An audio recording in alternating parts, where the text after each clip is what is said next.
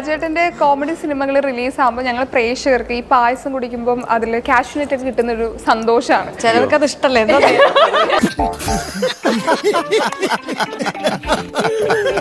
അതിപ്പം പ്രൊമോഷൻ ആയാലും എവിടെ പോലും നമുക്ക് അത് കാണാൻ പറ്റും. കാരണം ഇതുവരെ കാണാത്ത നമുക്ക് രാജേട്ടനെ നമുക്ക് ആ സമയത്ത് കാണാൻ പറ്റും. പലപ്പോഴും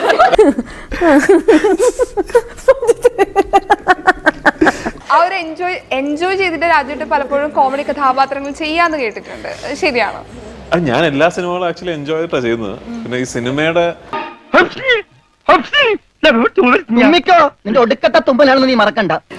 നമ്മുടെ ദുബായില് പ്രൊമോഷന് വേണ്ടി പോയ സമയത്ത് പുതിമുഖം പാടിയത് ഭയങ്കരമായിട്ട് വൈറലായിട്ടുണ്ട്. ഇപ്പൊ പല സ്റ്റേജിൽ പോയാലും നമുക്കൊരു മൈക്കിട്ട് ഞങ്ങൾ ആദ്യം പാടുന്ന 2 വരിയായിരിക്കും പുതിയമുഖം. ഇത് പാടി കഴിഞ്ഞിട്ട് രാജേട്ടന്റെ റിയാക്ഷൻ എന്തായിരുന്നു? ഇങ്ങോട്ട് വന്നേ നീ, എന്നിട്ട് ഇങ്ങോട്ട് നിന്നേ നീ. ഭയങ്കര ഇൻസ്പയറിംഗ് ആയിട്ടുള്ള ഒരു പേഴ്സൺ ആണ് ബേസിൽ. ശരിക്കും പൃഥ്വിരാജ് ബേസിൽ നിന്ന് എന്തൊക്കെയാണ് പഠിക്കണത്? അത് ബേസിൽ എപ്പോഴും ഹാപ്പിയാണ്. ഞാൻ ബേസിൽ അങ്ങനെ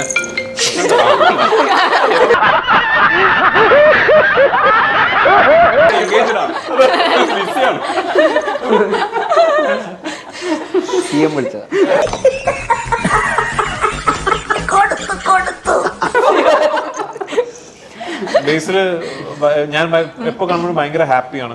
ബേസ് അപ്പൊ ഒരു ബേസിൽ ഹാപ്പി ആകുന്നത് മാത്രമല്ല, ബേസിലിന്റെ ചുറ്റുമുള്ളവരെ സന്തോഷിപ്പിക്കുന്ന ഒരാളാണ് ഞാൻ. അങ്ങനല്ല, അങ്ങനെ ഒന്നും ഞാനും ആലോചിക്കാതിരുന്നില്ല. അപ്പൊ എല്ലാം പറഞ്ഞ പോലെ താങ്ക്സ് മോനെ ദിനേശ, താങ്ക്സ് അടിച്ചു പൊളിക്കടാ.